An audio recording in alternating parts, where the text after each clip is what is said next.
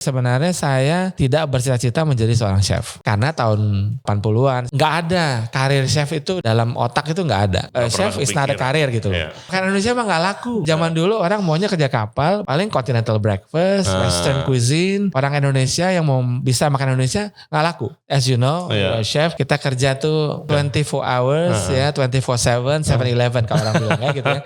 Kalau dibilang kita belum tahu kemana arahnya, but we just working, doing consistently gitu aja gitu. Karena kita seneng juga gitu ya. Jadi kita yang mau capek kayak, mau lama kayak, mau rame, mau ini kita enjoy gitu. Thinking last time, oke, dulu saya mau jadi diplomat, pengen jalan-jalan. Ternyata di dapur juga. Pun I get food diplomacy gitu. Yes. I can go around and teach people Indonesian food gitu. Pengen tanya saya, chef gimana cara menjadi sukses? Ya it takes at least 10 years gitu kan gitu. To get there gitu. Yeah. Oh gak ada yang lebih cepat.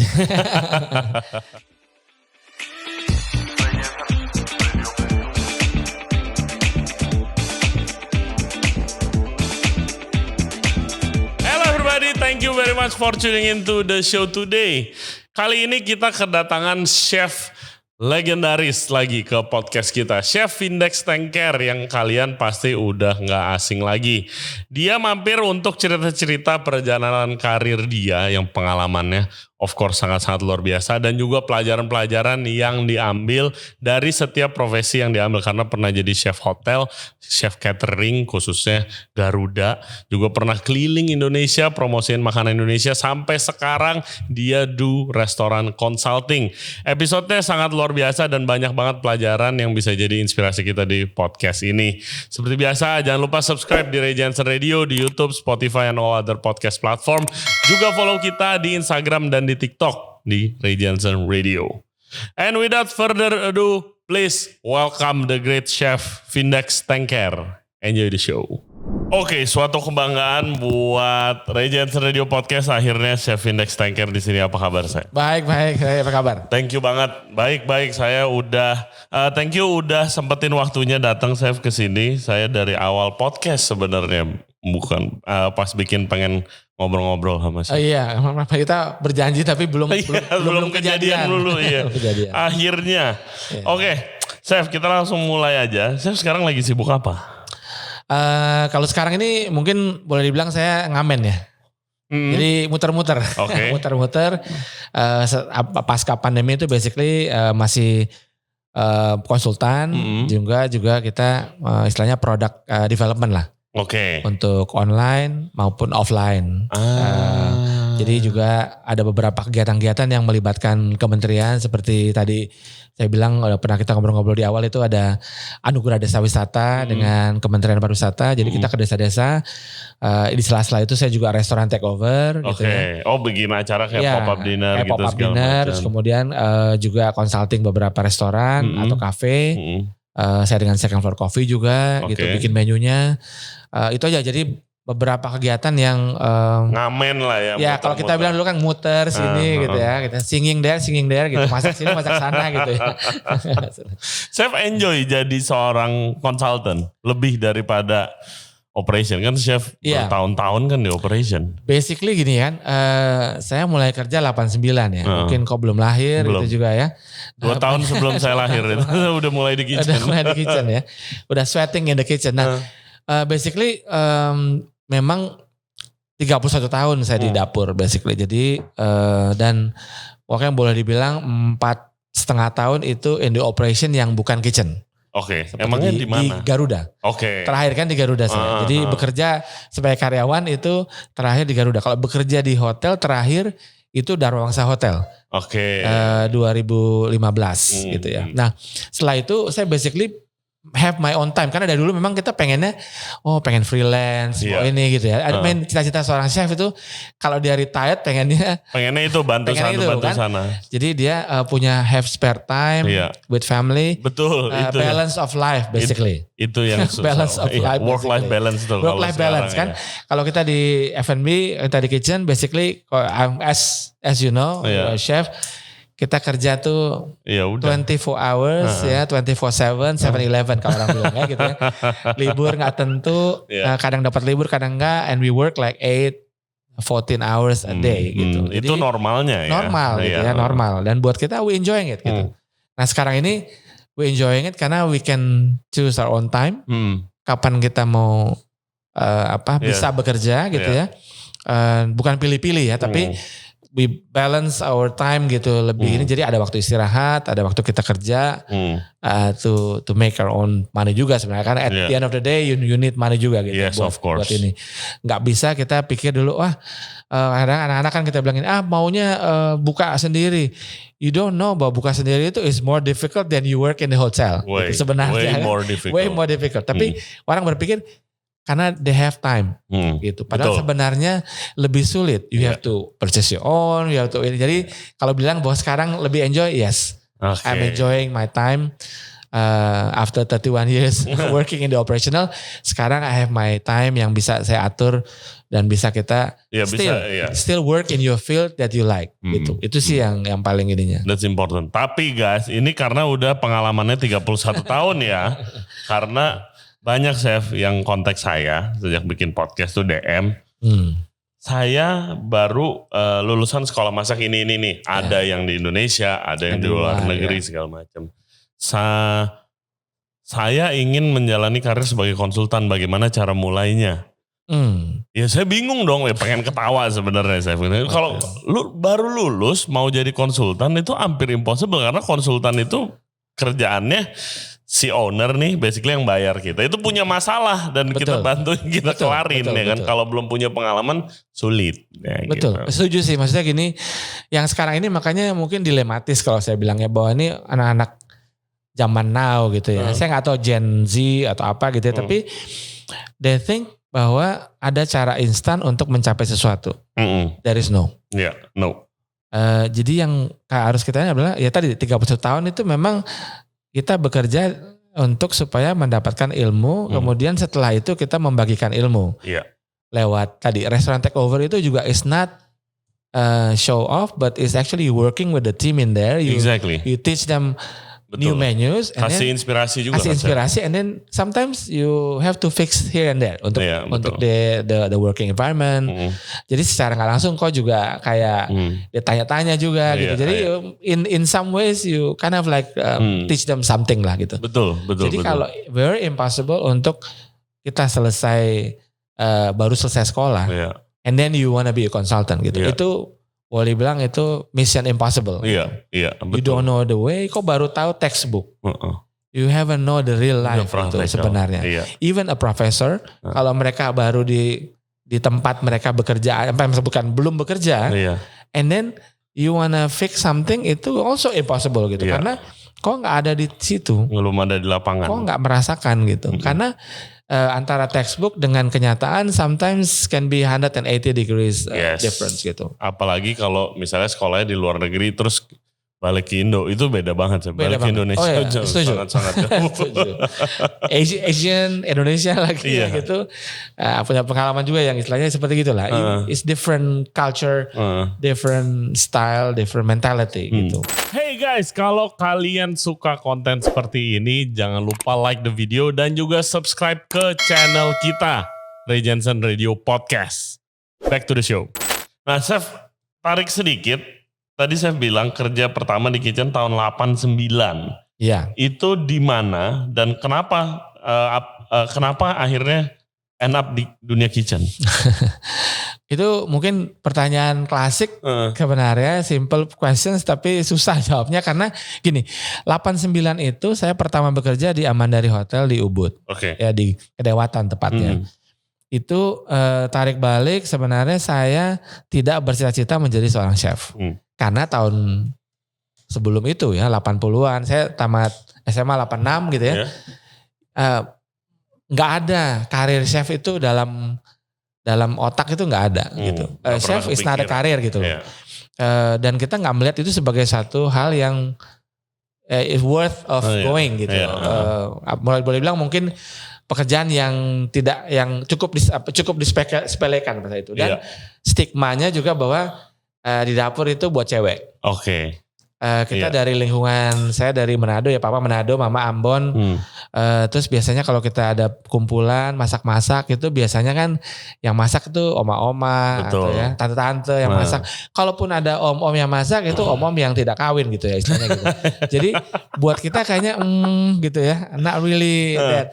Tapi waktu tamat SMA langsung saya pelarian sebenarnya. Pengennya kan masuk hubungan internasional gitu ya. Kadang mau jadi diplomat karena senang jalan-jalan. Terus mungkin kedua akhirnya end up di perhotelan. Waktu itu pengennya juga masuk desain grafis karena saya senang gambar. I like to draw things gitu ya. Jadi pilihan dua itu yang secara real gitu ya. Kemudian tiba-tiba tidak dapet, akhirnya masuk perhotelan. Perhotelan karena saya pikir oke lah, saya senang makan, so ada pilihannya kitchen atau bar. Kitchen karena di situ dekat dengan makanan.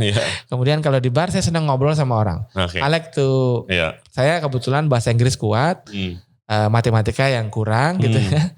Akhirnya ya as normal gitu ya. Jadi kita, yaudah deh, berarti cocoknya nih luar negeri nih supaya ngobrol Indonesia, ngobrol bahasa Inggrisnya lebih ini. Terus kalau kerja di hotel, we can speak dengan tamu-tamu bahasa Inggris, kita belajar. Gitu. Iya. Dan bisa jalan-jalan kayak. Dan bisa jalan-jalan itu intinya gitu. Tapi akhirnya setelah saya tamat kuliah di pariwisata DKI ya, itu dulu namanya LPLIP di dekat Rumah Sakit Islam Cempaka Putih, punyanya pariwisata DKI.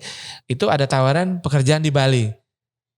Dari saya dulu ketua senat, kemudian digantikan sama adik kelas, tantenya adalah almarhum Ibu Suratini Gani, itu dulu yang punya majalah Selera. Nah, saya lihat tuh di internet, legend. Dia yang membuat asosiasi chef juga di Jakarta ya. Nah, itu dia nawarin kerja. Saya sih pikirannya gini, bukan pekerjaan chefnya, tapi Balinya. Saya gini, kerja di Bali. Ada apa been to Bali gitu. Terus terang saya di Jakarta aja, jarang keluar segala macam. Biasa kita cuma sendiri aja mainnya. Tawaran ke Bali terus tes ya di Jalan Bangka.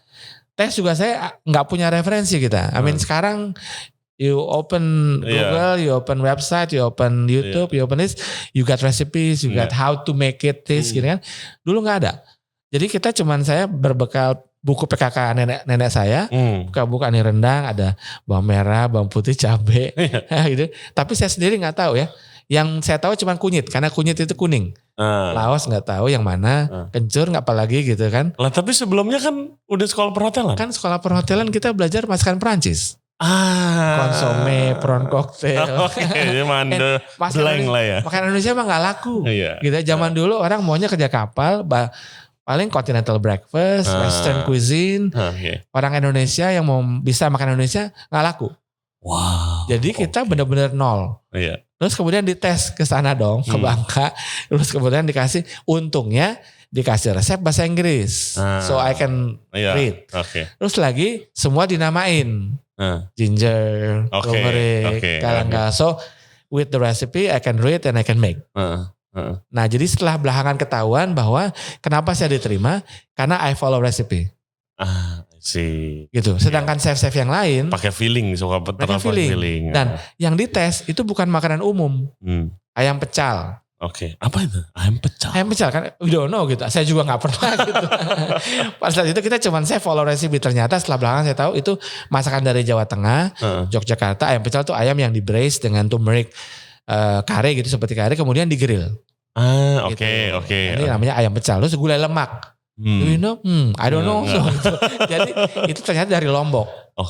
So I make karena I just follow the recipe aja gitu. Dan hasilnya ternyata sesuai. Ya, itu yang mungkin sebelakangan baru saya tahu kan. Why they make this one? Gado-gado Padang. Who knows gitu. Saya di masakan nenek saya masakan Manado. So I'm terexpose dengan masakan Manado. So yang itu yang menu itu benar-benar yang out of nowhere gitu. Tapi saya harus bikin dan ternyata ada panduannya, saya tinggal ikut aja. So ternyata setelah itu saya langsung diterima pada saat habis saya testing langsung diterima. Ya, mereka bilang good, you hired gitu kan. Saya langsung alright gitu.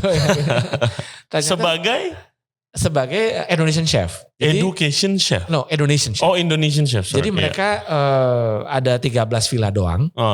Amandari cuma 13 villa. Oke. Dibagi 2 kitchen, 1 western kitchen. Chefnya yang hire-nya saya yang menginterview. Kemudian Ibu Suratiani Gani sebagai konsultan makanan Indonesia dan mencari Indonesian chefnya. Oh gitu linknya tuh. Linknya. Jadi akhirnya saya di-hire sebagai Indonesian chef. Mungkin posisinya kalau sekarang di hotel kayak CDP sebenarnya. Tapi ini kan kecil skupnya, 60 seat aja dan 13 villa. Tapi eksklusif bayarannya $600 per malam tahun 89 gitu ya. Gitu kan. Nah, terus kemudian saya in charge 22 masakan Indonesia. Jadi kita the most Indonesian recipes hotel, restoran yang menyediakan makanan Indonesia. Dulu kan kita paling taunya kalau kita di hotel paling nasi goreng, mie goreng, sate, soto, bubur ayam selesai.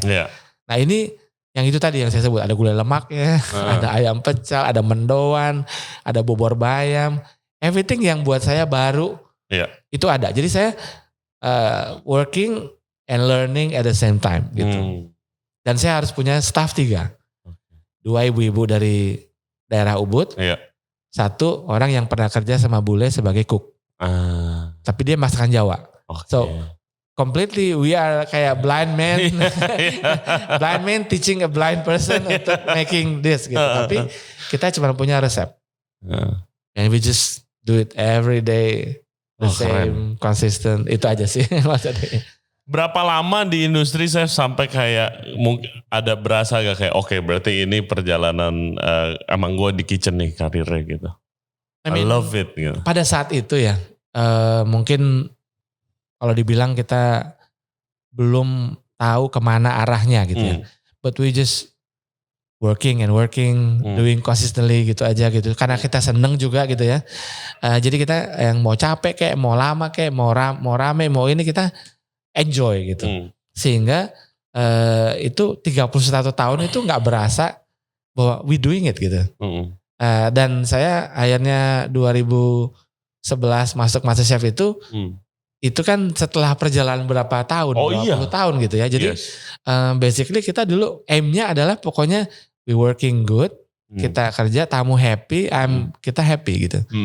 Dan kita kebetulan begitu bekerja dapat hotel-hotel yang lumayan punya, ternyata ya, dulu kan kita nggak tahu hotel ya, jadi ternyata kalibernya luar tinggi. biasa. Amandari itu one of the best resort in the world. Itu pada saat waktu kita buka 2 tahun berturut-turut, kemudian masuk Bali Dynasty, kemudian itu dulu opening as a Shangri-La Hotel. Terus saya ke Spanyol 2 tahun. So itu kayak jalan, kayak mengalir gitu loh. Kayak mengalir.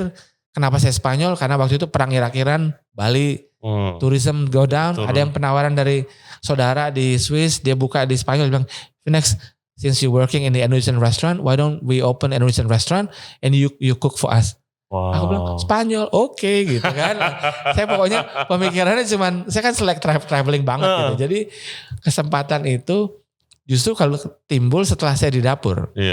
So thinking last time, dulu saya mau jadi diplomat, pengen jalan-jalan, ternyata di dapur juga. Pun I get food diplomacy gitu.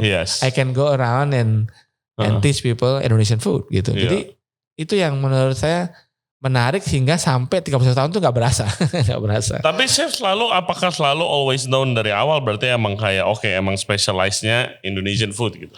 No, because saya kan memang karena kerja pertama Indonesia, di sekolah kan gak ada bekal makan apa yang cuman western yang istilahnya yang klasik ya.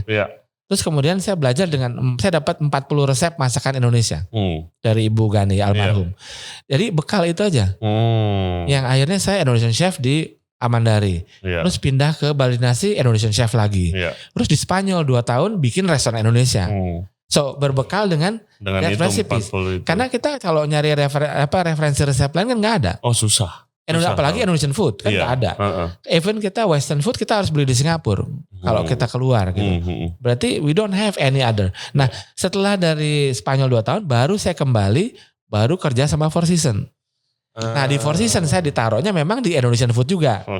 Masih. Jadi kita traveling ke promosi kemana-mana tuh saya karena saya pegang Indonesian food gitu. So teman-teman saya yang lain, susah-susah yang lain itu kan kerjanya Western.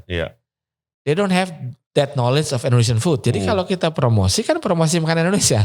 Betul. Berarti yang berangkat saya dong gitu. so istilahnya boleh dibilang itulah keuntungannya. Saya mulai dengan makanan Indonesia. But it's never on my thought gitu bahwa itu akan bawa saya ke situ. Buat saya just do it gitu. Just jalan aja.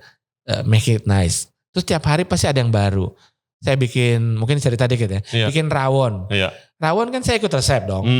Rawon keluaknya 6. Saya nggak pernah makan rawon sebelumnya gitu ya. Jadi tahun 90 itu, pada tahun 89 pas saya di Amandari.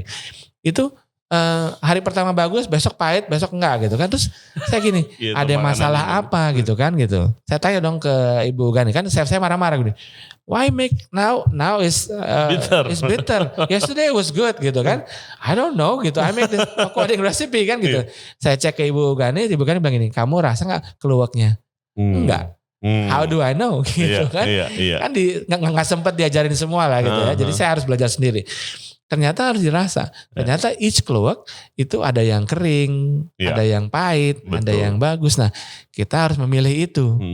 Nah itu yang akhirnya itu suatu yang kita belajar along the way gitu. Itu yang bikin tricky sih Indonesian chef waktu. Ya saya sama seperti chef saya sekolah juga belajar Western doang. Prancis.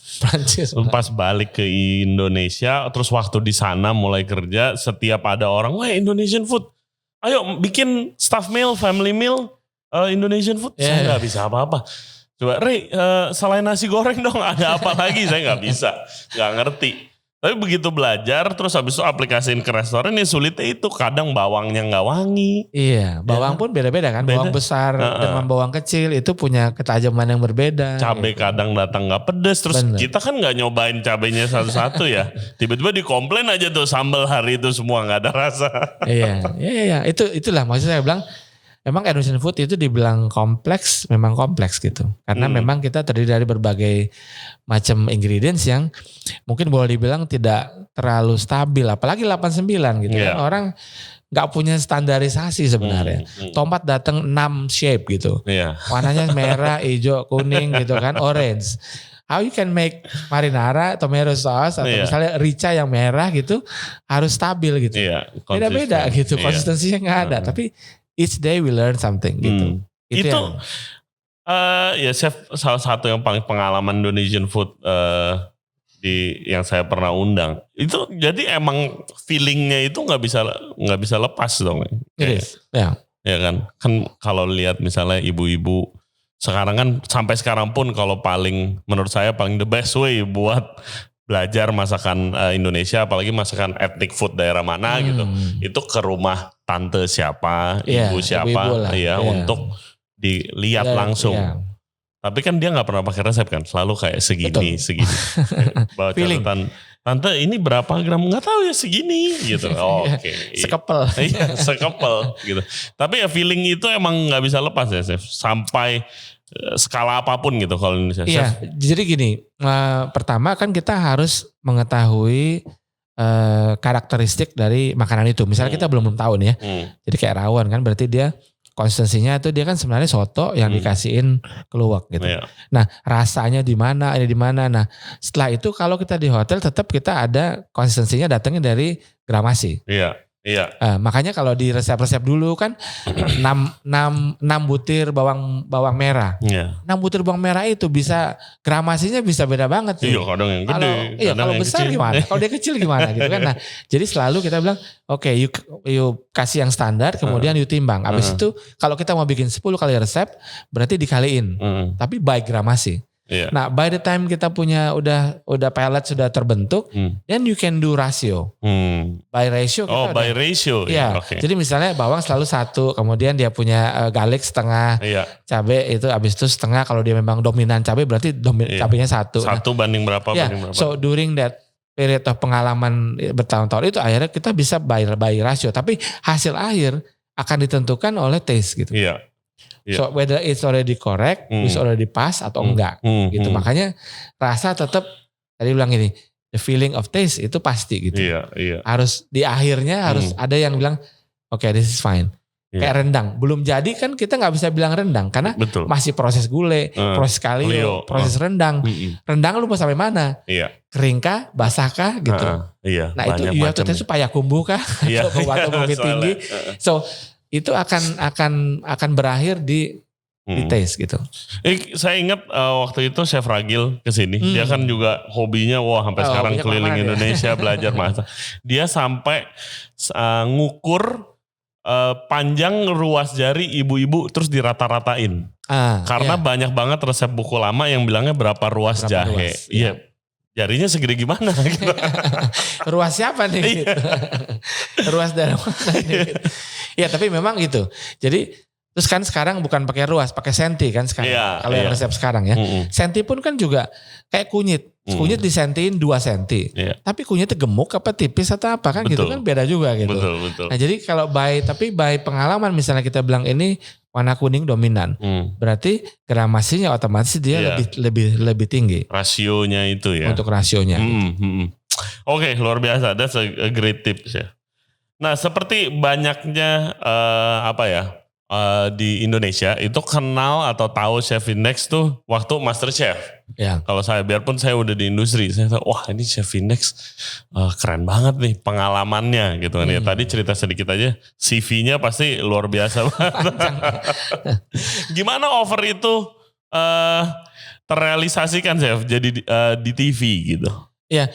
Jadi sebenarnya tuh 89 sampai 2003 ya sebelum saya ke Jakarta itu. Jadi I spend most of my time itu karir di Bali. 15 tahun walaupun kepotong-potong dengan ke Spanyol 2 tahun. Kemudian balik ke Four Seasons Jimbaran opening team kan. Kemudian dikirim ke LA Four Seasons selama 2 tahun dengan J1 visanya. Itu tahun 95 sampai 98. Tapi selalu kembali ke Bali. Karena Bali sudah jadi kayak my base gitu. Karena teman-teman semua di Bali gitu. So kalau untuk orang industri F&B sebenarnya sudah tahu saya sudah lama karena kiprah saya di Bali itu sudah cukup lama dan saya di hotel-hotel yang lumayan punya nama lah gitu ya gitu. So when I move to Jakarta itu juga karena ditransfer dari Four Seasons Bali ke Jakarta untuk reopening the region Jakarta dulu habis banjir menjadi Four Seasons gitu. Jadi I branded untuk menjadi Four Seasons. Itu sebagai executive chef. Jadi itu my first executive chef position. Jadi tahun 89 saya masuk kerja CDP. Jadi executive chef itu 9 tahun to be exact gitu ya. Itu termasuk cepat loh sih. Ya sebenarnya 10 tahun. Kalau misalnya secara ini tuh 10 tahun untuk jadi executive chef gitu ya. Tapi karena di pupuknya pakai pupuk kandang gitu ya. Jadi benar-benar intensif gitu ya. Dan Fosun itu memang really rely on development of individual gitu. Jadi benar-benar kita dikasih ilmu segala macam sampai kita belajar benar-benar kayak S3-nya tuh di Four Seasons sebenarnya saya. Nah terus buka Jakarta itu I was one of the first local Indonesian yang di 5-star international gitu. Of course, pasti. Iya kan? Pasti. Nah jadi itu juga jadi talk of the town karena setiap kali ada chef table yang hitam rambutnya cuman saya doang. Karena pada saat itu semua bule, nggak ada yang Indonesia. Tahun 2003 gitu ya. Nah kemudian kita dari situlah mungkin Fremantle itu sebenarnya datang tahun 2005. Untuk casting gitu karena mencari yang lokal sementara kan susah belum ada jadi di hotel besar cuma saya doang jadi saya di casting tapi saya nggak tahu kan dulu belum tahu MasterChef itu apa gitu kan bilang chef kita mau bikin program MasterChef tentang chef lah gitu basically so we looking for jury are you interested kita mau coba di casting oke, fine aku bilang sih oke. Ikut aja gitu. So 3 tahun itu berselang baru kejadian 2011. Jadi ternyata Fremantle try to sell to every television tapi gak ada yang mau. Wow. Pada saat itu. Karena belum booming gitu. Belum ada pembuktian lah. Belum ada pembuktian. Nah, kompetisi ternyata masak. Akhirnya 2010-an gitu kan MasterChef Australia naik. Terus junior MasterChef Australia juga naik. Orang-orang mulai membicarakan ini akhirnya terus RCTI akhirnya tertarik gitu. So dia ke sana Australia, akhirnya dia kembali dan akhirnya dia decide to we go. Belum ada sponsor. When we first taping itu kan kita taping dulu kan, itu belum ada sponsor. Karena belum ada yang berpikir ini it's gonna work gitu. No one think it's gonna work, tapi RCTI mengambil resiko itu gitu. Tapi begitu tayang pertama, season 1 tayang pertama, begitu tayang pertama langsung booming. Baru masuk sponsor gitu. Oke. Se-enjoy itu kan chef waktu di TV? Sebenarnya buat saya sama kayak pekerjaan gitu. Ini pekerjaan baru tuh ditekunin aja gitu. Sebenarnya yang nggak fun cuman the waiting time-nya. Karena kan, I heard. Ya kan kalau dulu itu 1 episode itu 3 hari. Terus kita kan 5 hari kerja, 1 hari libur, 5 hari kerja, 1 hari libur gitu. So the paling malesnya adalah nungguin waktu karena dia masak 120 menit kan kita nunggu. Gitu, berarti terus kita in between maju, tuker-tukeran siapa yang ke peserta, siapa yang itu. That things yang bikin sebenarnya males gitu. Terus kalau di Indonesia sama Australia katanya ini ya, bedanya. Kalau di sana semua jam segini mulai. Kalau di kita itu Juna sampai marah-marah karena ini kameramen kurang satu nih. Gitu. Kemana kameramen kamu gak bisa mulai gitu kan. Akhirnya dia marah. Terus habis sholat Jumat gak ada yang balik gitu. Maksudnya gak tepat waktu. Yang gitu-gitu ya males. Akhirnya 3 bulan tuh kita frustrated sebenarnya. Tapi it's good, kita senang karena ratingnya bagus. Terus orang juga suka. And we enjoying it juga. Itu pengalaman baru buat saya juga kalau saya cooking class di TV udah berapa kali gitu ya. Ada Ming Quest datang ke Frozen Science, dia taping saya masak. So kita ngomong cooking class sembari di kamera udah biasa.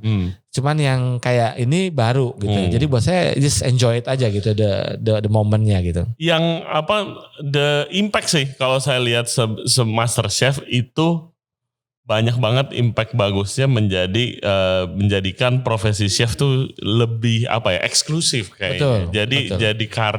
Jadi karir path yang lumayan dilirik lah. Betul. Gitu. Master Chef jasanya gitu. Itu benar banget karena dulu saya bilang kan, dulu orang nggak memikirkan itu gitu. Begitu Master Chef itu mulai orang kebuka, chef tuh gini ya, behind the scene-nya gitu ya. Akhirnya mulai orang suka, mulai orang ini gitu. Akhirnya itu even SMK yang dulunya tata boga itu last priority, udah nggak dapat kemana-mana baru dapat. Kan kebanyakan tata busana ya orang biasa. Nah akhirnya naik jadi first priority.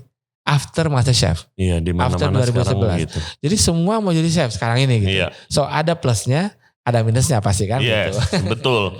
Ya saya sama seperti, biarpun zaman kita beda jauh gitu kesannya, tapi waktu saya dari kecil saya bantu-bantu di dapur oma saya catering, itu opa saya selalu ngomel. Ini anaknya cewek aja di dapur melulu gitu, mau jadi koki ya kan nggak bisa gitu. Dan dia sangat kayak a man of man gitu, kayak punya bengkel gitu segala macam. Bengkel mau belantik yang kayak ngapain nih anak cowok masak gitu kan, lu mendingan main di bengkel keluar. Bola. Gitu. Nah oke, chef mention yang menarik. Jadi profesi chef lebih populer.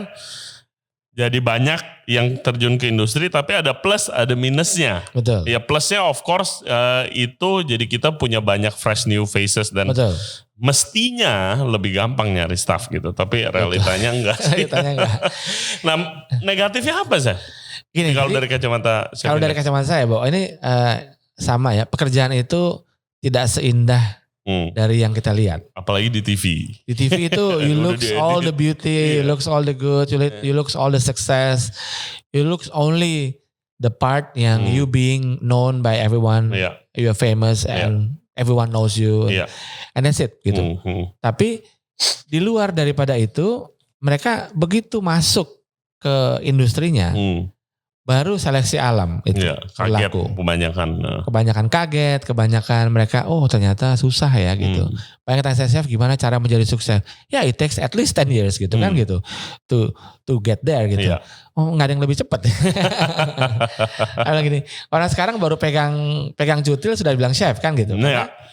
But that's the reality-nya gitu. Mereka nggak tahu bahwa bersusah payah untuk mencapai sesuatu. Itu perlu proses gitu. Dan harus ada prosesnya. semua nggak ada yang instan, nggak ada yang bisa langsung pop up you jadi chef and then that's it. Even you born in the chef's family, you have to learn juga kan basic-basicnya gitu. Betul. Kadang-kadang mereka taunya di permukaan. Nah jadi itu ketidaksiapan mental dan ini dari anak-anak sekarang ini itu yang membuat itu sisi negatifnya gitu. Bahwa mereka pikir bahwa ini cepet, ternyata begitu mereka masuk baru 1 minggu di dapur udah chef, I think it's too much gitu. Iya benar-benar. Banyak kok. Gini, chef, can I have an off gitu? I have my mother's birthday today. I said, terus hari Sabtu. Gitu. It's Saturday, it's brunch time gitu. We have 200 people di restoran. You don't ask for libur gitu. Iya betul. Unless you sick gitu kan. Akhirnya calling for sick. Iya benar. Itu saya pertama kali saya ngalamin itu waktu saya kerja buka restoran chef di sini chef. Saya mau bikin kitchen itu anak-anak muda. Saya pengen bikinnya gitu kan.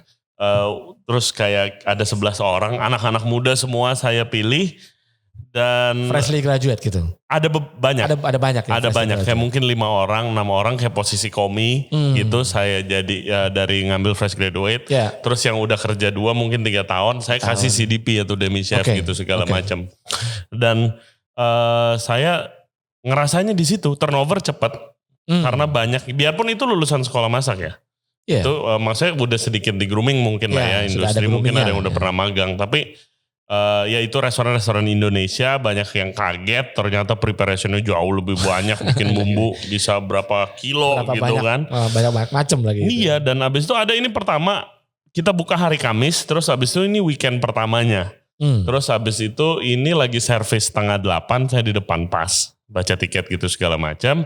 Terus dia ini komi saya tiba-tiba datang. Ini lagi in the middle of service. Chef, saya mau izin gitu. Hah, mau izin? Bisa ntar dulu gak? Enggak, soalnya ini mau izinnya nanti jam 8 saya harus cabut. Hari ini? Iya. Lu gila ya? Mau ngapain? Oh iya, saya tuh lagi mulai karir juga sebagai DJ. Nanti jam 9 saya ada main di bar teman saya. No, gak bisa. Ya itu sih. Ya memang jadi kesiapan seseorang untuk dan ini kayaknya masih kejadian juga di beberapa daerah juga mereka susah mencari orang yang mau bekerja dengan loyal dan kerja keras istilahnya untuk di restoran ataupun di hotel, ya apalagi di catering atau banket yang bikin 1.000, 2.000 gitu ya. Iya. Kayaknya itu not an exciting job for buat anak muda sih sebenarnya. Betul. Iya. Jadi memang itu yang catering. Jadi mungkin sisi negatifnya itu gitu. Mereka harus mengerti dulu sebenarnya ini, you have to have your passion develop gitu. Karena kan tadi bilang kita nggak punya passion sebenarnya dulu kan, cuma passionnya makan gitu. Tapi terus tiba-tiba kita menggeluti dunia chef. Habis itu kita mulai kerja, disitulah passion itu terbentuk. Sama dengan fotografi, saya ambil contohnya biasa gitu kan, kita foto senang ini, kita kamera seberat apapun kita bawa gitu, karena kita mau hasil yang terbaik, mau ini gitu. Nah sama dengan di dapur tuh kerjanya keras, berat, tapi when you enjoying it, and you have passion in it, dan itu kita nggak berasa gitu, dan we enjoying it gitu, sampai 31 tahun, makanya bilang betul. Ini, lama juga, ya nggak berasa juga sih, kita kan memang pindah-pindah, saya paling lama di Fosun Jakarta 8 tahun. Itu juga karena situasi lah gitu, karena pandemi lah, bukan pandemi krisis ekonomi sehingga stagnan. Kita biasanya 2 tahun pindah-pindah gitu. Tapi itu kita 8 tahun akhirnya stay in one place for the first time gitu. Biasanya pindah-pindah. Iya, yang chef ngomongin tuh bener banget sih. Kalau saya ingat-ingat ngobrol sama ini chef Index, kita ngobrol sama chef Degan, saya ngobrol sama chef Stefu, yang ini kayak senior respected chef of Indonesia. Itu nggak ada yang mulanya gue pengen jadi chef emang dari kecil, terus habis itu emang jalur sekolah masak, habis itu masuk ke dapur dan kayak iya bener I want to be. Biasanya karena kepepet atau enggak ya udah mulai duluan di dapur, baru nih. Awalnya karena ya pengen cari kerja. Kecemplung dan you have to swim. Iya. Chef tadi sempat bilang juga chef itu sering kali ngiter-ngiter sama Kemenpar. Untuk ke daerah. Itu misinya apa sih?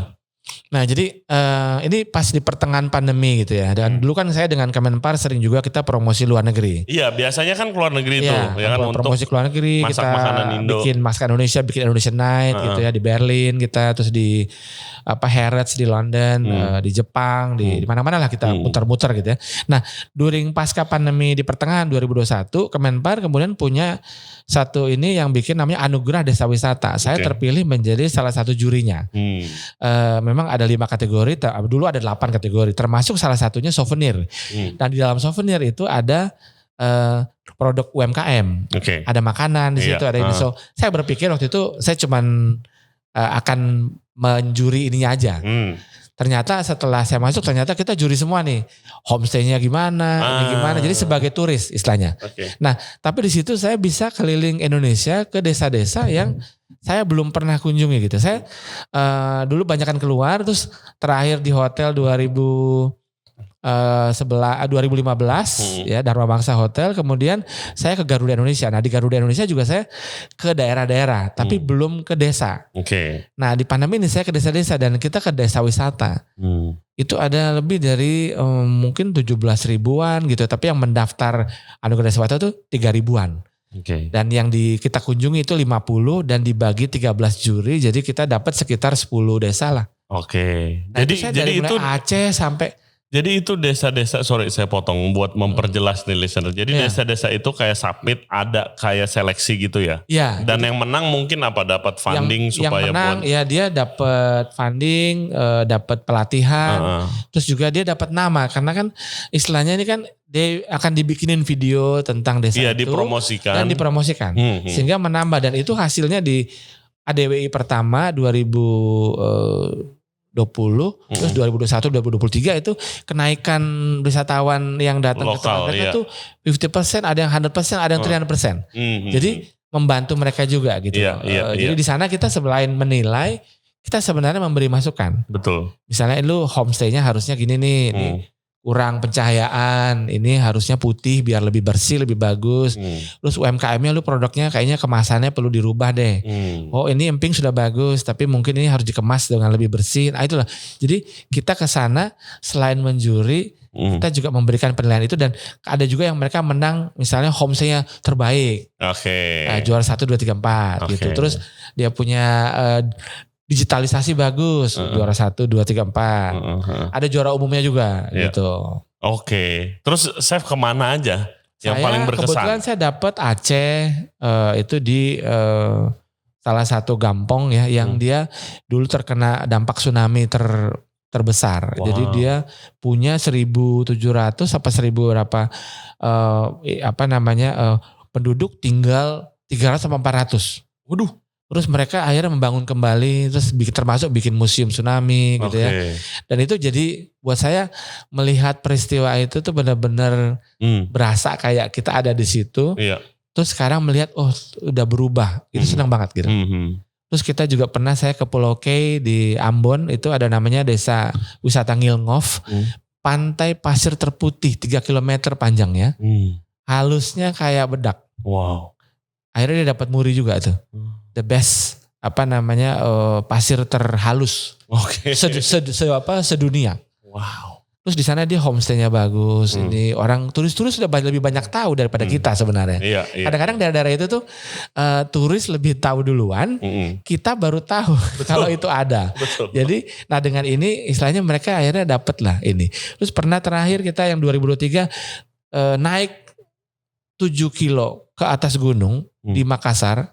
Itu di Pangkajene, Desa Tompobulu namanya. Itu desa jaraknya aja dari ini jauh banget naiknya, tapi very beautiful, makanannya enak karena dia sayur-sayuran, tanaman-tanaman itu dipakai untuk masak yang tidak banyak bumbu, tapi very tasty. Iya, karena fresh dari situ. Fresh banget gitu. Kita orang kota itu jarang banget ngerasain. Nah, yang gitu-gitu jadi berkesan banget buat saya. Itu juga perjalanan kuliner gitu. Karena saya banyak dapat ilmu dari mereka tentang tumbuh-tumbuhan spesies baru yang saya 30 tahun di dapur itu belum pernah lihat.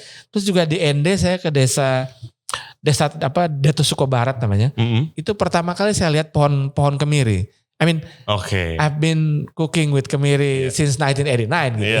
Gitu. Tapi belum pernah lihat pohonnya gitu. Boleh lihat pohonnya, oh gini tuh pohonnya gitu kan. Tinggi besar. Besar banget ya. Besar. Saya baru lihat waktu pas pandemi juga saya ke Bali. Saya pertama kali lihat tuh pohon kemiri ada di distillery saya ngunjungin. Ini pohon apa buahnya? Saya kan suka penasaran. Ayo chef, kayak ibu-ibu di sana. Ayo chef, pohon apa? Masa nggak tahu? Ini sering dipakai. Belum pernah lihat gitu. Itu kemiri chef. Hah? Oke, baru tahu. Itulah. Jadi makanya saya bilang itu kan very interestingnya kalau kita di dapur itu selalu ada sesuatu yang baru.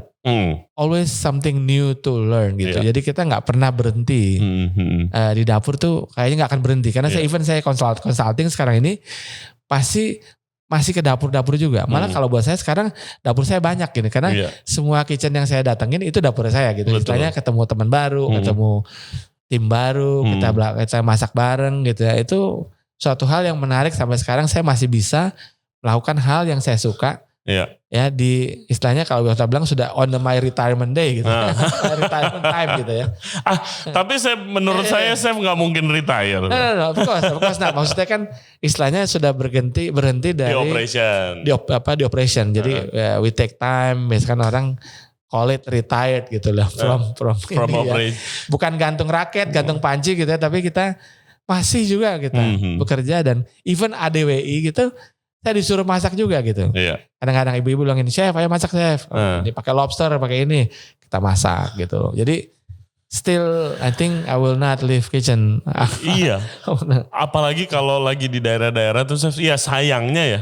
Selalu kalau saya ke daerah-daerah khususnya makin jauh dari kota gitu. Bahannya makin bagus ya. Betul. Itu yang kadang saya berasa kayak aduh ini di Jakarta nggak mungkin dapat sebagus ini gitu. Betul. Barangnya gitu. Jadi menurut saya memang ada kayak jalur distribusi pemasarannya ataupun juga mereka mungkin hanya untuk lokalis aja.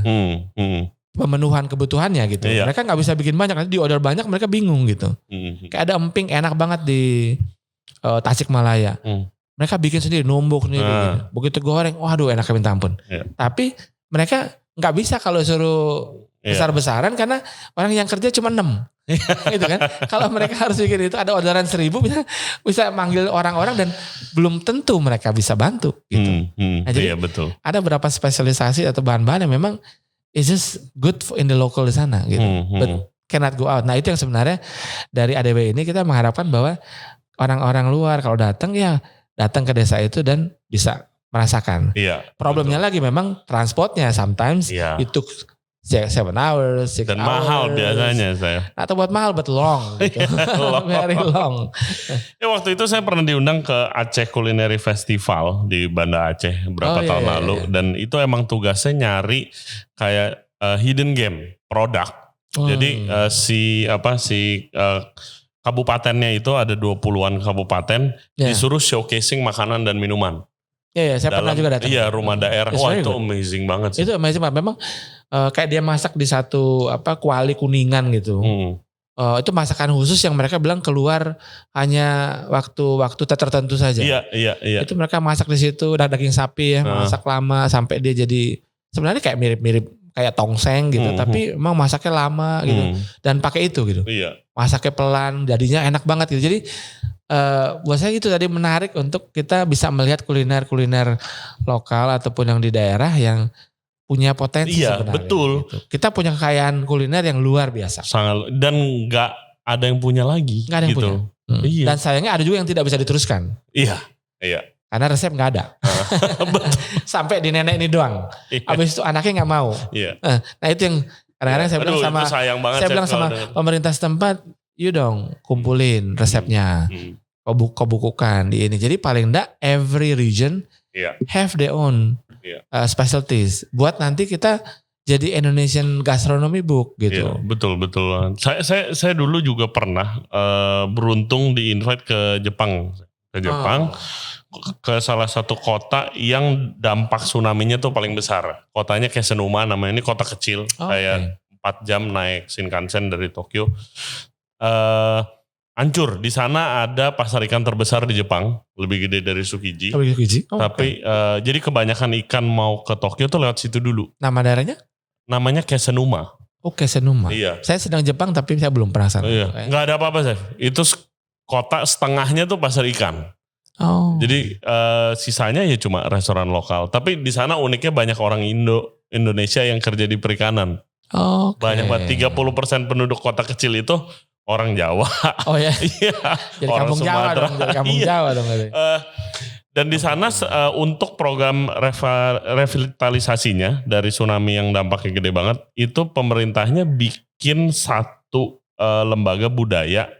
Dan yang paling diutamain itu makanan. Jadi kenapa? Supaya restoran-restoran yang udah bergenerasi itu submit resepnya. Dan dia bikin tourism, bikin kayak cooking class gitu buat si chef ini atau si ibu ini ngajarin resepnya. Wow. Dan database-nya ke-record kan, jadi nggak punah itu Itu yang wah bagus ini itu. luar biasa banget. Itu yang mungkin kekurangan kita, mungkin dengan apa yang mereka kan yang program isu TW ini harusnya gitu. Tadi kita mengumpulkan juga ada resep-resep ini dan supaya bisa juga menjadi referensi kayak restoran-restoran Indonesia dan tinggal sekarang komoditinya itu supaya available di tempat di mana bikin Indonesian restaurant gitu. Iya, kan kita pasti chef udah dengar juga kan program yang kayak seperti Spice Up the World yang pengen mempopulerkan makanan Indo, restoran Indonesia di seluruh dunia tuh pengen menambah lah berkali-kali lipat bahkan gitu kan. Nah, chef sering ngiter-ngiter problem apa sih yang dipunya sama kayak restoran owner yang ada di luar negeri misalnya? Mungkin yang paling kita ini pertama itu memang adalah manajemen kitchennya gitu ya. Kalau mereka tuh kadang-kadang kalau dia punya chef orang Indonesia misalnya itu sering nggak bertahan gitu. Jadi chef hilang, makanan hilang berarti dia udah nggak bisa meneruskan. Kalau dia bikin sendiri, kadang-kadang dia proses daripada pembuatan restoran itu mereka pengen bikinnya fresh gitu kan. Dia nggak tahu bahwa dia sebenarnya bisa bikin banyak, kemudian di vacuum pack misalnya, simpan frozen, misalnya kayak bikin ayam goreng lah. Ya, you can make big ya gitu. Abis itu terus kita dinginkan, vacuum pack individual portion gitu. Kemudian kita simpan di freezer. Iya, itu. Pada saat itu kita tinggal keluarin 3-4 porsi, habis itu tinggal goreng-goreng gitu kan. Dalam vacuum pack sendiri dia bisa tahan sampai seminggu gitu. Nah, yang gitu-gitu tuh juga nggak ada. Jadi kadang-kadang banyak yang misalnya mereka bikin fresh, lah tamu nunggu lama berarti. Terus juga masalah cost gitu kan. Kalau dia pakai ingredient yang ada misalnya, serai tadi misalnya, 3 batang itu $1. $1. Kalau kita bikin sambal mata habis dong. Berarti berapa dolar itu cuma buat satu itu, orang belum nambah dong gitu. Kacau kita. Nah, yang gitu-gitu ya menurut saya harus ada panduan-panduan yang mungkin in general gitu ya, dan mentraining yang punya untuk supaya bisa ini. Nah, sekarang kan masih sporadis nih gitu. Ada yang punya dibantu, ada yang ini. Yang punya biasanya pengalaman saya kalau restoran Indonesia di luar itu bukan dari background F&B. Dia emang tinggal di sana lama. Iya, orang diaspora biasanya udah memang bekerja di sana. Ada saya pernah yang ke Berlin, dia malah mengambil alih restoran Filipin. Jadi namanya Mabuhay. Tapi bikin makanan Indonesia. Tapi terkenal dia. Jadi orang udah tahu di Indonesia. Tapi kan namanya kok Mabuhay namanya gitu kan. Ini restoran Filipin, bukan, emang take over. Jadi restoran kecil tapi dia bikin pecel lelenya enak. Ya, lele pakai sambal dia ngulek sendiri. Nah, itu yang gitu-gitu. Memang ada yang berhasil. Ada yang nggak berhasil gitu. Jadi tapi kebanyakan kita kalau mau nambah banyak kendala gitu. Nah, itu yang mungkin belum dipetakan secara maksimal real gitu ya. Istilahnya ini baru sporadis kayak bikin promosi nih, training ke sini, training ke sana, tapi belum semua bisa gitu.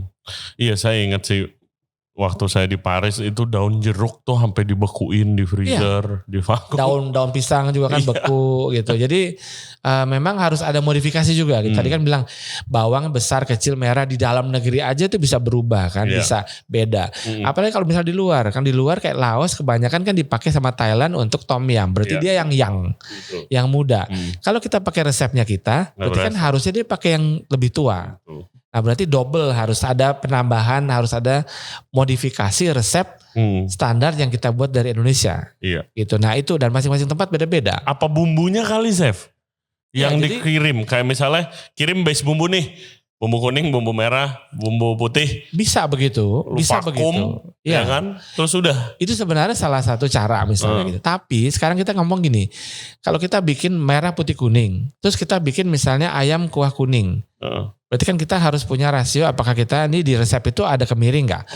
Bumbu kuning kan nggak ada kemiri. Berarti kan dia harus ada rasio bumbu kuning berapa sama bumbu putih berapa. Iya, di mix and match. Percampuran berapa. Nah kalau kita nggak tahu kan berarti kita nggak bisa bikin. Harus ada panduannya gitu. Iya, harus ada bikin balado misalnya gitu. Atau bikin rendang. Berarti kan ada merah, ada kuning sedikit, ada putih sedikit. Iya, nah itu yang gitu-gitu tuh. Jadi buat yang chef mungkin kita tahu. Kita bisa mengkombinasikan, karena kalau kita promosi keluar biasanya itu yang kita bawa. Supaya nggak bawa banyak bumbu kan. Jadi kita kombinasi di tempat. Kalau buat ibu-ibu dan buat restoran-restoran itu mereka kan harus belajar dulu. Iya, harus di training itu dulu. Yang mungkin perlu ada tadi program trainingnya supaya bisa nih lebih mudah, lebih gampang diikuti oleh restoran-restoran dan mereka dapat subsidi misalnya harganya nggak terlalu mahal. Supaya bisa bersaing dengan restoran Vietnam, restoran Thailand yang mungkin harga lebih murah. Iya, murah sih restoran Vietnam. Kita mahal. Jadi kan bikin sate aja mahal. Jadi otomatis jadinya kita jadi terlewatkan lah. Gitu. Terhambat jadinya. Ya kalau misalnya ada program training siapa lagi kalau bukan Chef Index Tanker yang training ngiter lagi nanti. Siap. Kalau kita bilang kan kalau kita cuma bilang siap. Gitu. Di 31 tahun di dapur Chef. Sekarang sibuk konsultan, pernah di Garuda, pernah di hotel bintang 5, di resort, di TV juga pernah. Keliling-keliling Indonesia dan luar negeri promosiin makanan Indonesia. Kayak udah komplit Chef. Mana yang paling berkesan buat Chef kalau lihat your kayak kasarnya achievement gitu? Iya, kalau buat saya sih sebenarnya semua stage itu ada achievement sendiri-sendiri gitu ya. Kalau pas di kuliner, pas kita berkarir itu achievementnya saya ya kan adalah menjadi eksekutif chef. Pertama 2003 di Four Seasons Jakarta. Itu istilahnya dalam karir itu kan karir tertinggi ya. Untuk jadi kita mendapatkan karir pertama di situ setelah 9 tahun bekerja. Kemudian kita juga di sana pas di Jakarta one of the first international hotel yang local chefnya itu saya gitu. Jadi itu achievement yang di karir gitu. Terus kemudian achievement yang berikutnya setelah di luar karir itu kita bisa kayak masuk Garuda gitu ya. Masuk Garuda Indonesia tuh saya jadi Vice President in Flight Service gitu ya. Di kepala saya juga waktu itu bilang, ini benda apa gitu kan. What is the task gitu kan gitu. Kan saya cuma diminta oleh Garuda waktu itu mereka datang chef bantu kita untuk mempertahankan bintang 5-nya Garuda. Oke, karena saya banyak bekerja di bintang 5, otomatis saya tahu lah ekspektasi bintang 5 pasti kan orang tinggi. Berarti kita semua kualitas yang kita buat harus bintang 5, memenuhi gitu kan, memenuhi itu. Oke. Tapi ngapain aja gitu. Ternyata setelah kita masuk ke dalam itu kita ngurusin segala macam kebutuhan pesawat di dalam pesawat ya, kecuali cabin crew dan maintenance, itu semua kita. Jadi kalau ada kita leasing pesawat baru, kita ngurusin interiornya. Kita ngurusin jarak antara misalnya ada mau berapa bisnis kelas, mau lebih banyak bisnis kelas atau kita mau lebih banyak ekonomi kelas. Terus kalau pesawat itu Airbus tipe berapa, ini Boeing tipe berapa itu beda lagi konfigurasinya. Abis itu kita selain ngurusin menu ya, menu, catering. Kalau lokal domestik dengan ACS, kalau di luar kita dengan semua catering yang ada di luar. Misalnya di Jepang kita dengan ANA. Kemudian kita ke Belanda kita ada Gate Gourmet namanya. Kemudian kita ke Korea dengan Korean Air. Itu kita harus berkomunikasi. Dan kalau saya senangnya karena jalan-jalannya gitu ya. Jadi kita traveling ke sono, kita food tasting istilahnya. Food tasting, meal presentation pasti ada selalu setiap tahun. Untuk tahun berikutnya. Jadi kita bikin tiga menu. Mereka datang dengan 3 menu, kita datang lihat testing, ini testing sono, ini ganti, ini rubah. Bedanya kalau karena saya bekas chef, saya tahu ini misalnya ini mahal. Ini kenapa mahal?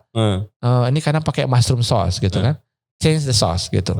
Kasih black pepper aja gitu kan misalnya. Itu sama enaknya. Cuman mengurangi. Jadi kita mengurangi harga dengan merubah sedikit mentwist ininya aja. Tanpa mengurangi standar. Nah, itu achievement yang kedua di luar ini. Jadi saya bisa berkarir untuk pertama kali kerja juga di BUMN dan di tempat yang benar-benar baru buat saya, tapi saya bisa bertahan 4,5 tahun.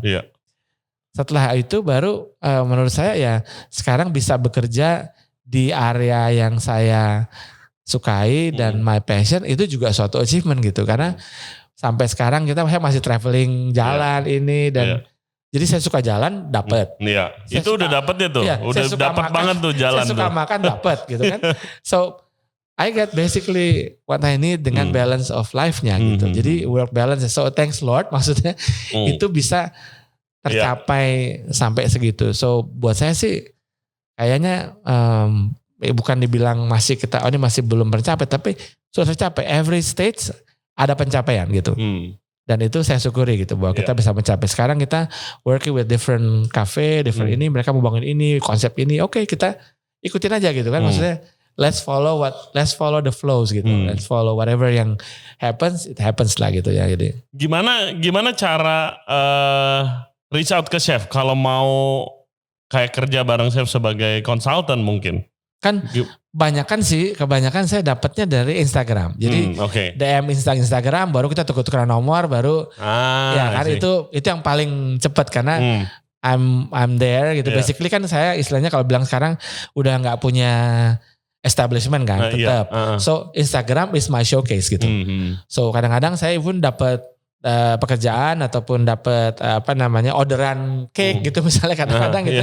Itu bilang, "Chef, saya lihat chef ada bikin ini. Saya mau dong itu. Bisa enggak?" gitu kan. Orderan cake yang benar. Orderan cake sama chef ini. Iya. Loh, itu yang makanya saya bilang gini, agak aneh juga sebenarnya. Tapi during pandemi itu I completely belajar sesuatu yang dulu saya cuma lihat doang kan. Sebagai eksekutif chef saya mesti tahu dong croissant yang bagus seperti apa, bakery yang bagus seperti apa, pastry yang bagus seperti apa, saya mesti tahu karena saya mesti bisa bilang ini jelek, ini kurang, tolong benerin gitu kan, karena saya harus tahu. Tapi I never really making it kan gitu. Terus sourdough bread, you making your fresh dough bikin starter gitu ya, fresh starter. What the hell is fresh starter gitu kan. Tapi during pandemi I learned how to make sourdough. I learned how to make cake. So akhirnya orang order cake ke saya ini gitu. Walaupun yang klasik ya, I'm not making it like Chef Yongki yang bikin fancy ya. Tapi saya bikin yang misalnya kayak Black Forest. Sekarang saya dengan Chef Made Chocolate juga ada pernah kerjasama. Jadi saya bikin avocado chocolate cake, saya bikin strawberry chocolate cake. Orang bilang, "Chef saya mau yang itu dong. Durian cake event gitu ya." Ada satu company, dia kebetulan salah satu CFO-nya.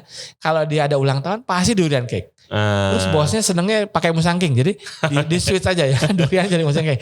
Akhirnya orang order dan saya gak buka PO sih. Tapi ya lewat itu aja. Lewat Instagram. So, Instagram is a showcase yang akhirnya membuat saya kayak masih kerja.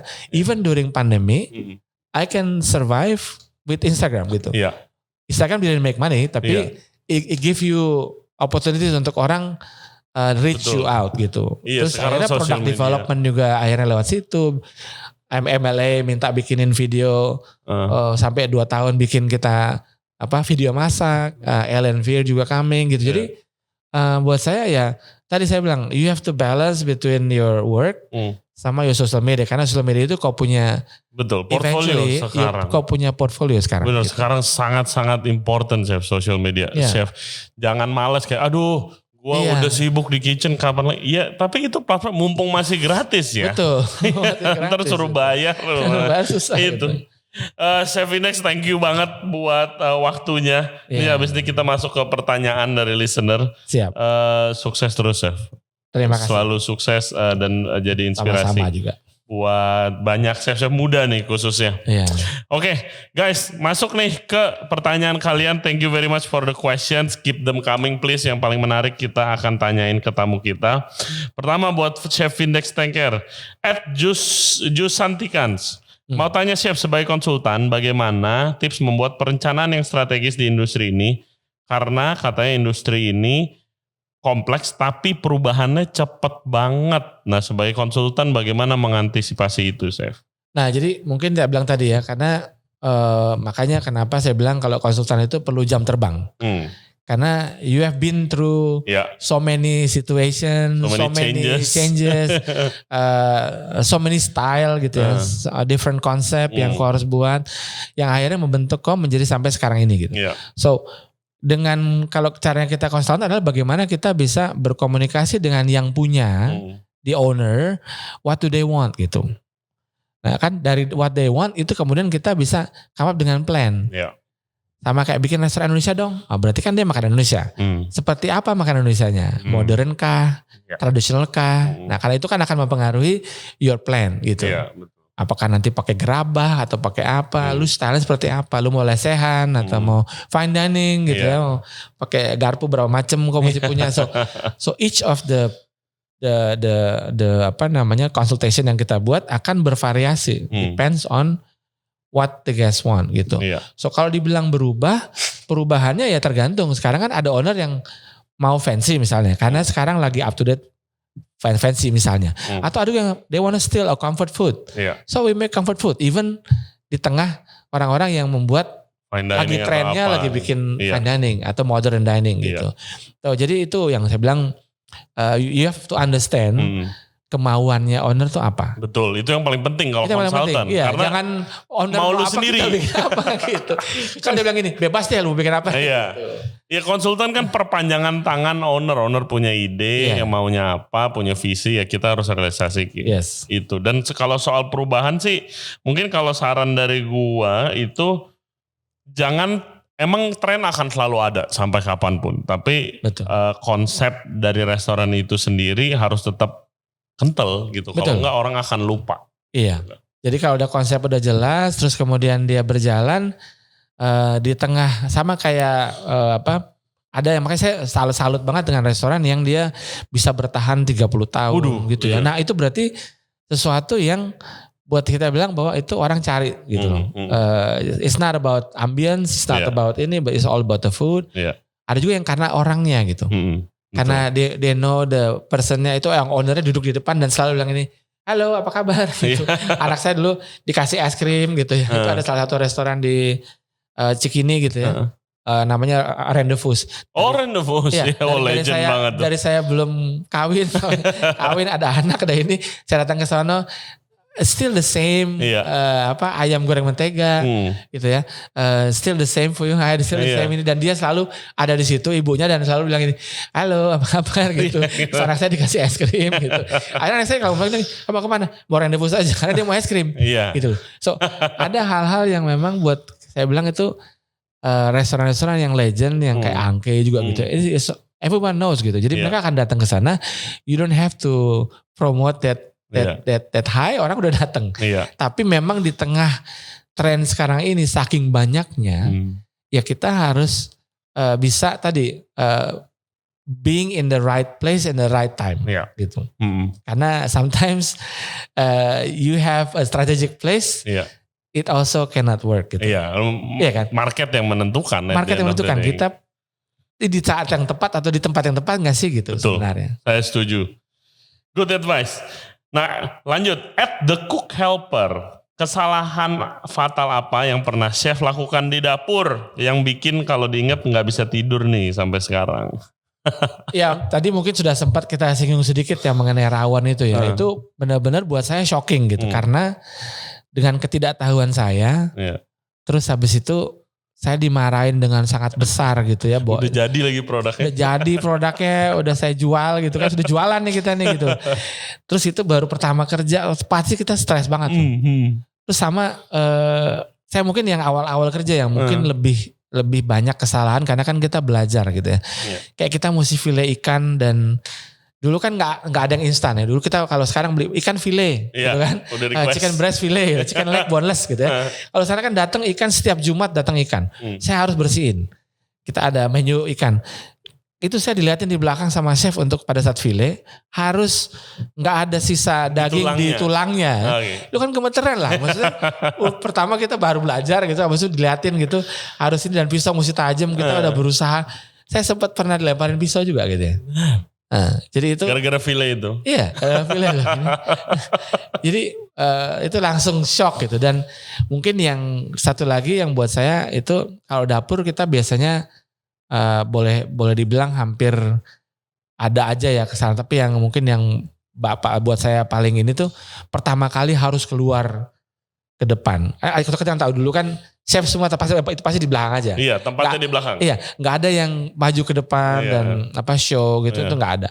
Ini sama chef saya dipaksa ke depan, harus ke depan untuk menanyakan how is the food gitu. Itu muka kayaknya merah, mau taruh di mana gitu kan. Iya kalau dia suka gitu kan. Kalau dia bilang gini, kok udah berapa lama kok masak gitu kan, rasanya muka mau taruh di mana gitu kan gitu. Malu banget pasti gitu kan. Nah ini ada satu kali dia komplain. Jadi ada pasangan dari Chicago, dia punya spa besar orang itu di Folsom Jimbaran waktu itu. Itu dia punya spa besar, suami istri, dia udah tinggal seminggu lah gitu ya. Dia orang kaya banget. Terus dia punya saladnya asin. Saya dipanggil dong. Saya gini, waduh, komplain. Orang di happy aja saya gak berani keluar, apalagi harus ini kan gitu. Datang dan menghadapi kenyataan bahwa dia bilang itu asin. Saya datang ke sana, terus habis itu dia bilang, why this is very salty gini-gini kan, dia apalagi orang spa gitu kan. Jadi dia benar-benar dia tahu salah. You have to ini can you know how to make dressing gitu kan, bilang gini.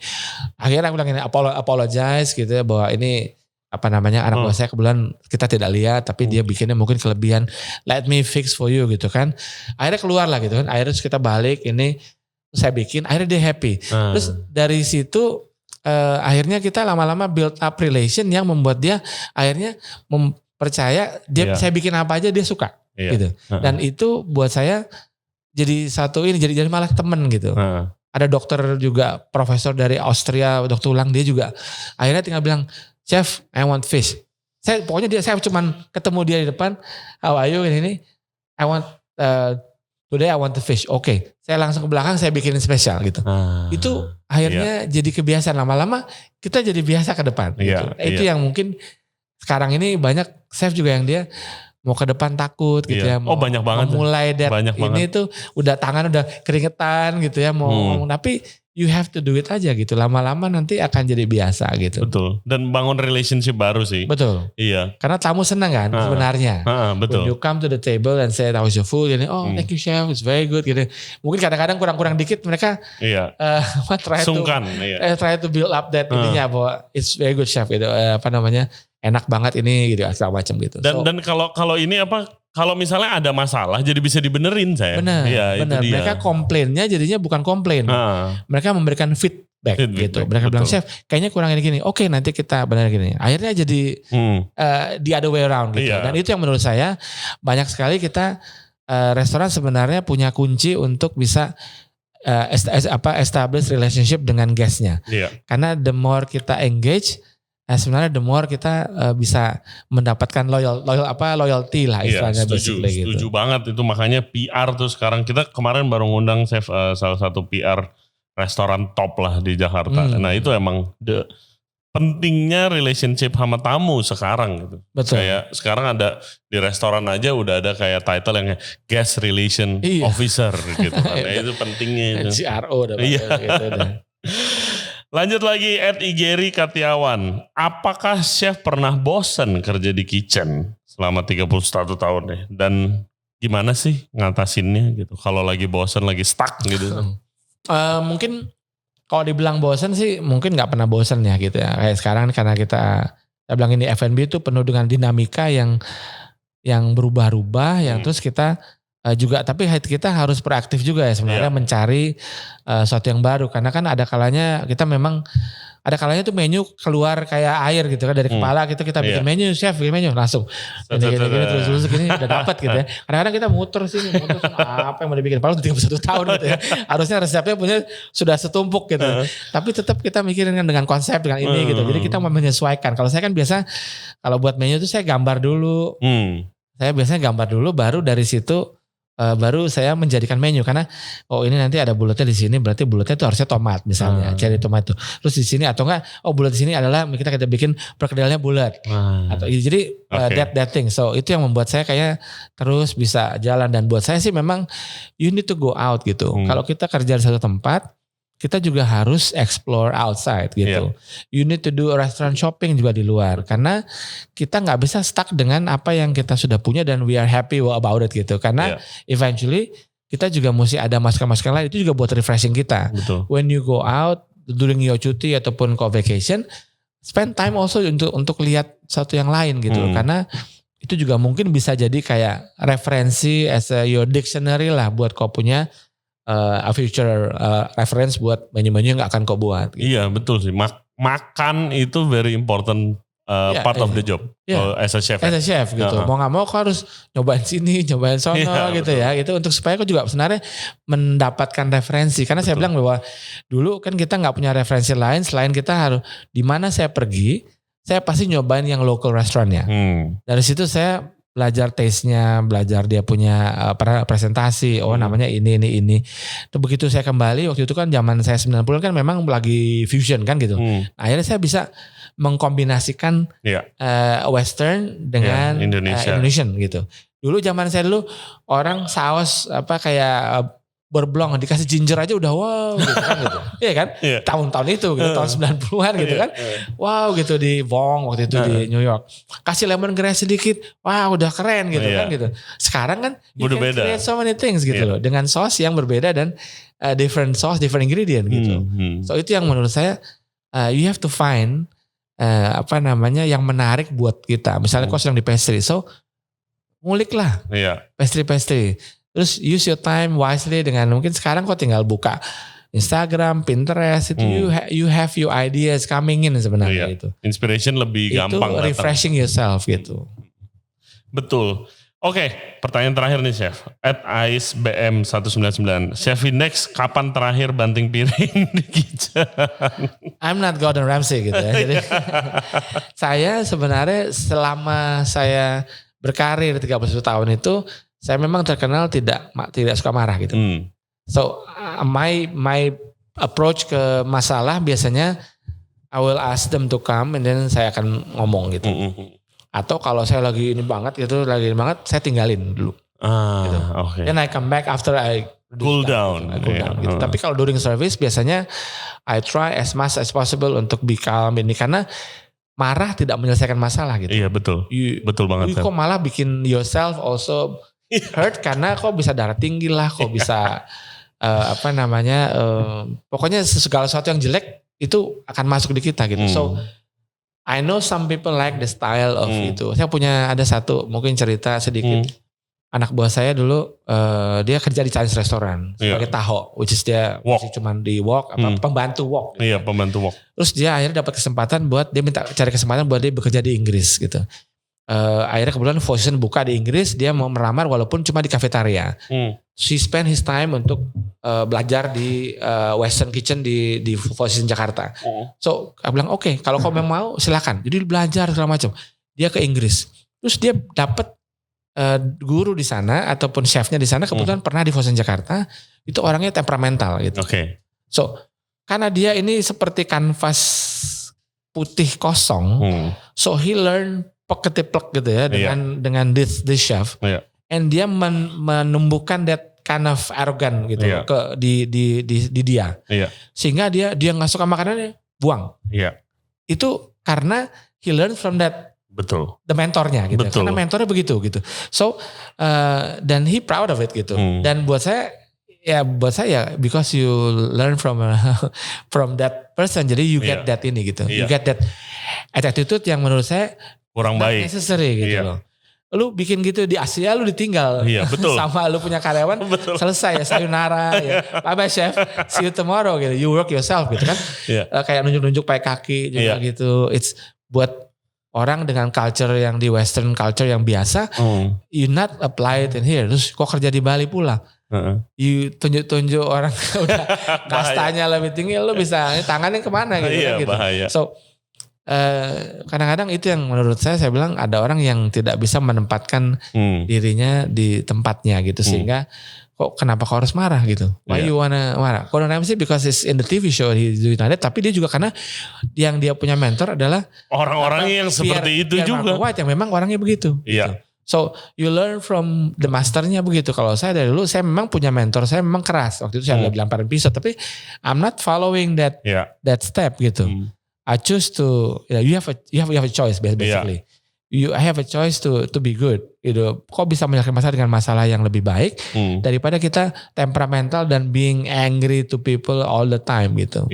It doesn't fix anything juga, malah jadi rusuh, karyawannya jadi stres, dia nggak bisa menyelesaikan pekerjaannya. It all comes to worse ininya. Jadi buat saya there is always a way gitu. Gitu. What a great way to close. Thank you banget, Chef. Iya sih, itu bener banget. Yang kita sebagai chef muda itu ya kalau yang diajarkan dan kita akan ngikutin atasan kita gitu. Iya. Betul. Tapi itu udah bilang kan kok belajar dari mentor yang muda-muda terutama sekarang chef muda sekarang ini. When you learn from someone, just pick the good things gitu. Iya. You don't have to pick the bad thing. Iya, karena setiap orang kan ada bagus ada jelek. Pasti ada bagus ada jelek ya gitu. Iya. Thank you banget Chef Index untuk waktunya. Ya belajar banyak banget nih. Semoga kalian terhibur dan terinspirasi guys dari episode podcast kita kali ini. Ingat kalau misalnya mau butuh konsultan restoran itu bisa kontak Chef Index di Instagram atau mau kue musang king saya penasaran. Silakan. Sukses terus Chef buat project-project ke depannya. Sama-sama juga. Keep inspiring us. Guys, thank you banget ya buat yang udah nonton dan yang udah dengar podcast kita kali ini sama Chef Index. Jangan lupa subscribe di Ray Jensen Radio, di YouTube, Spotify, and all other podcast platform. Follow kita di Instagram dan juga di TikTok. Follow Instagramnya Chef Index, bisa DM diskusi di sana. Dan siapa tahu bisa kolaborasi ke depannya. Siapa tahu. Yeah. And as always, guys, we'll see you next time. Thank you very much. Bye-bye. Thank you. Thank you banget. Thank you, Ray. Thank you.